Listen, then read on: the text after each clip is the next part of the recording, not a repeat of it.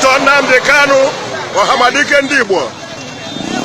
Here he comes to the great Ekwulobia. This is the great Nnamdi Kanu. This is the great man we are talking about. Nnamdi Kanu stops Ekwulobia right now. This is Nnamdi Kanu Ohamadike. Look at him, the white boss. Look at him on the white boss. Ohamadike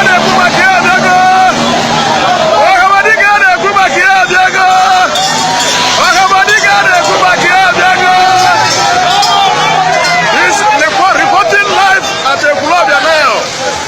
This is Nnamdi Kanu, the man on the white Venza. The man on the white Venza that you saw. Oh my God, look at the Biafrans. The when we were Bukaruno, Bayasa of Yao, Ijon of Yao, also Ekwulobia and Waho to Tatano. Come and see what is happening. Come and see what is happening at Ekwulobia. Come and see what is happening at Ekwulobia. Oh my God! Ekwulobia the hot world. Ekwulobia the hot world. Come and see what is happening at Ekwulobia. Ekwulobia the hot world.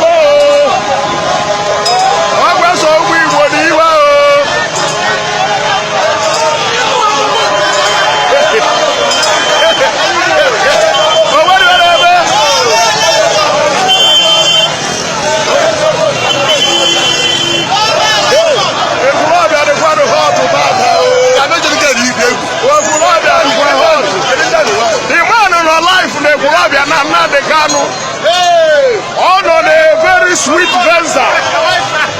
On a very sweet Venza. They're going to see